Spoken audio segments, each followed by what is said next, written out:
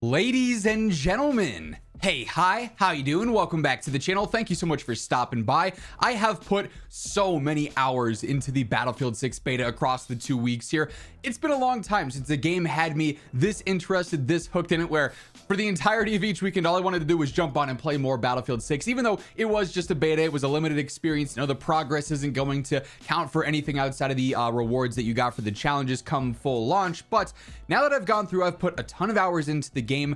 I wanted to go through and break down what really stood out the most for me. We did an initial review last weekend, and of course, not much changed from weekend 1 to weekend 2 outside of my experience with the game, the hours I put in. You know, I was getting more familiarity with everything, and so I wanted to break down what, again, I loved out of Battlefield 6 and what I do think could be changed or improved or adjusted for launch as well. Overall, though, I really feel like Battlefield 6 might have caught lightning in a bottle with this one. I have not felt this way about an FPS title really, I would say, since Modern Warfare 2019 when that game first dropped. That was the last time I really feel like we had this super immersive, well thought out, like fully detailed Call of Duty title. Since then, those games have been really hit or miss, oftentimes being a little bit more on the miss side, right? Whereas this game, obviously Battlefield's had its faults in the franchise for a little while. This game turns things around, at least for me, in quite a few different ways. I thoroughly enjoyed my playtime on this. Now, that's not to say the game is perfect. I do have several things that stood out to me in a negative way, but there are so many things that I genuinely enjoyed about this beta.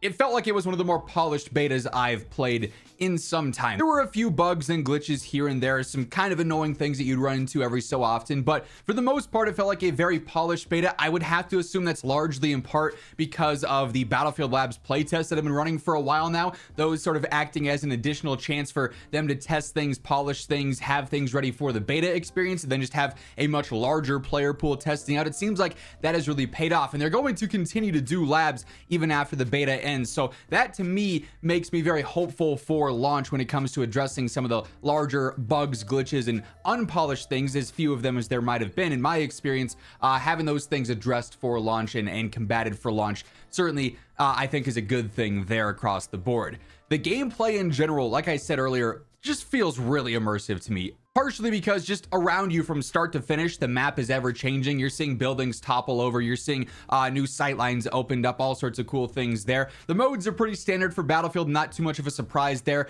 Core gameplay loop is not really changing that much from other Battlefield titles and other Battlefield experiences, but the way that this game feels as you're playing through a match, I genuinely do enjoy quite a bit. I also really enjoyed the weapon system as well. I love the way that the gunsmith and the loadouts are set up with the 100-point system. I feel like it gives you a lot of opportunity to really address what you want the gun to do and build it out in a specific way. Of course, there are certain weapons that I lean towards more because they were heavier hitting, and so once I built them out with recoil control, I felt like I was doing really good with those. Others were super easy to use, so I was using those for like the long range. I could stay on target. I could test out things there. I feel like there is a lot of variety in the way that the weapon system works, and it's not something where it's like you have to default to the crutches, because if you're not using the best of the best, you're losing, because the skill-based matchmaking in this game just is not that strict. Whereas over in Call of Duty, you can't experiment around with things even if they're decently competitive. If you're not using the absolute best of the best because the skill base is so crazy, you're getting punished for it. That's not the case in this game. So little combination there of, I guess, the matchmaking system and how that plays out, and then also the way that weapons are designed throughout. There is efficiency everywhere depending on what you're looking to get. I think there are some that are slightly more efficient than others, but the balancing felt good. The weapon design felt good. I really do enjoy a lot of the system that they've created there. And overall, I just like how rewarding gameplay feels. There were situations where I was top of the leaderboard in several matches, even though I was middle of the pack in kills, because I was making an effort that game to go through and spam my defibs on everybody, or make sure I was resupplying guys, sitting on the objective, like fully going all in on the team play. I feel like even if you're not the best at aiming, the best at fragging out in a game, you can contribute so much more in a game like this that I think there's so much more room for a lot of different play styles, and that truly stands out. It doesn't matter if you're super high skill, more average. If you can find what you're good at in a game, it might not be getting 100 kills in a game. It might be defibbing. It might be rotating and taking out vehicles and doing whatever the case is there. There's a spot for so many different play styles, and I think that opens up a much larger audience for gameplay, which is really cool there. So there are so many positive takeaways I have from playing this beta, and I truly cannot wait until October 10th when the full product is out. Now, that said,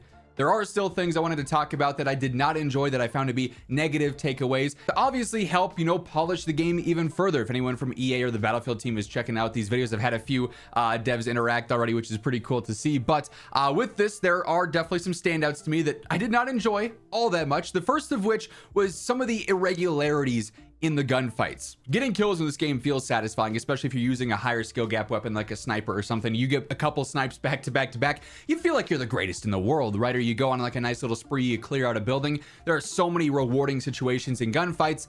There's also quite a few situations where I had questions after the fact. I would like a Q&A session with the enemy that took me out, because I wasn't fully sure what was going on there. And I think this has to do with two things that seem to be major complaints for the more broad community here. So I don't think I'm alone or exclusive in these opinions by any means, but the bloom system felt a little bit overly punishing at times.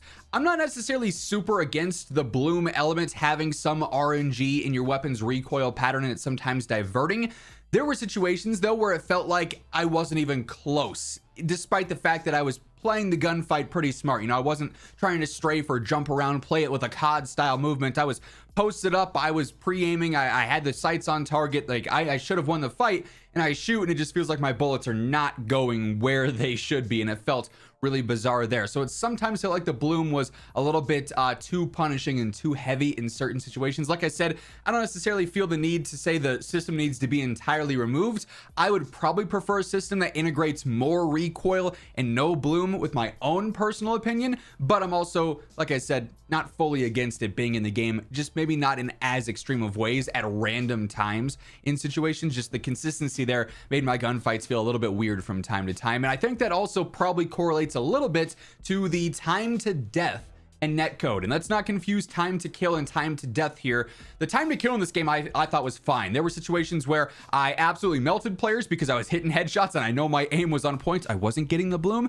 There were other times where I know my aim was absolutely atrocious and I was hitting some limb shots, and it's like, yeah, I burned a full mag and I think I got that guy to like 20% health. We're not going to talk about that gunfight anymore, right? I thought the TTK was fine. It rewards accuracy as it should, and it wasn't like too crazy powerful in situations where it felt like, yeah, I'm frying these guys and I have no reason to be. It felt rewarding there.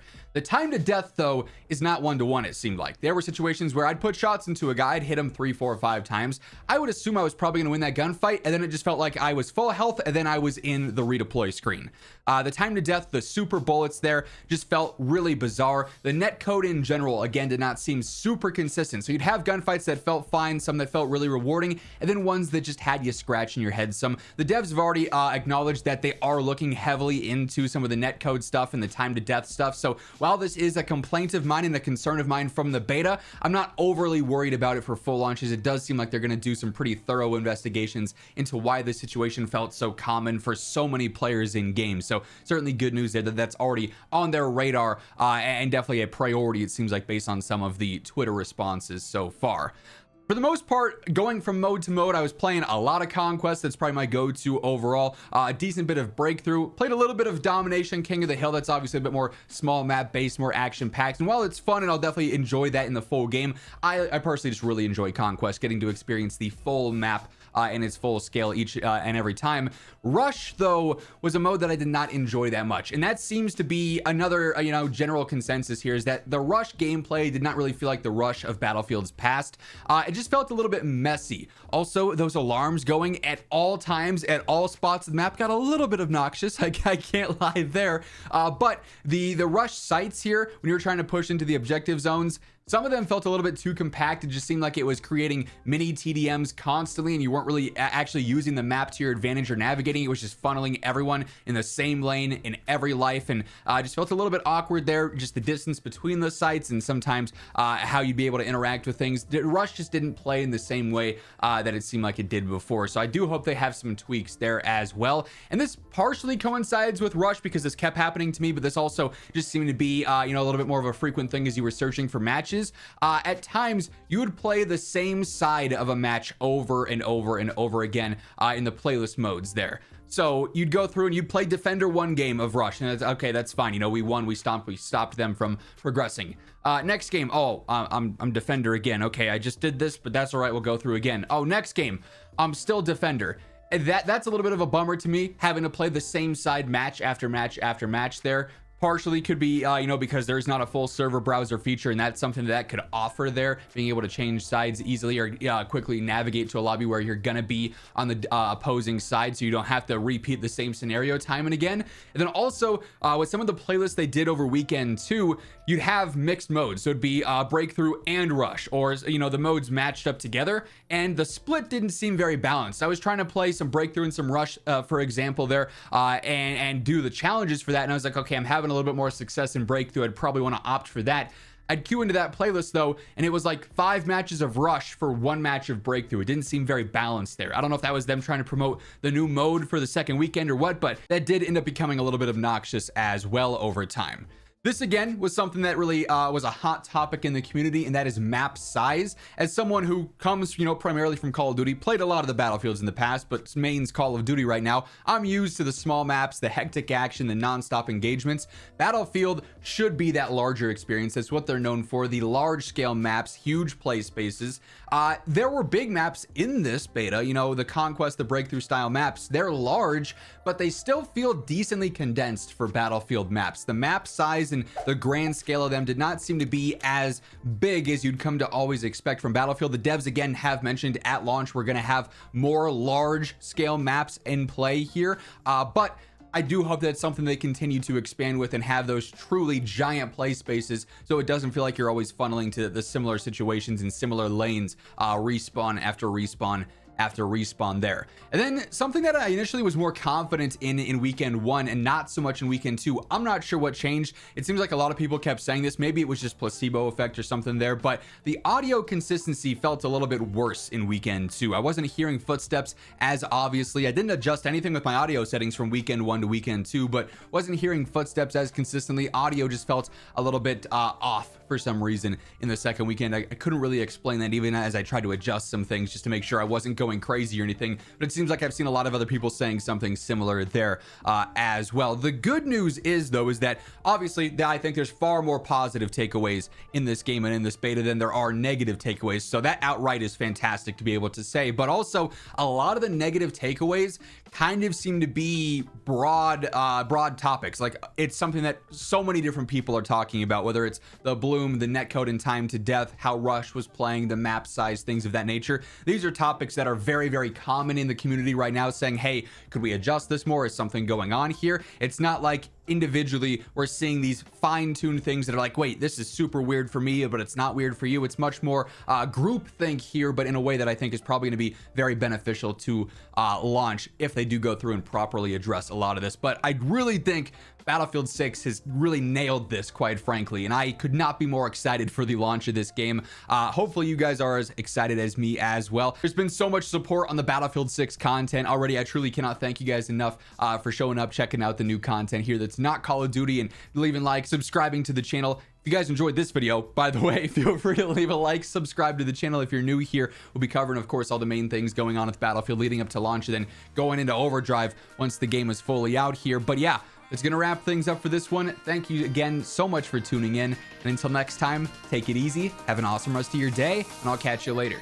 Peace out.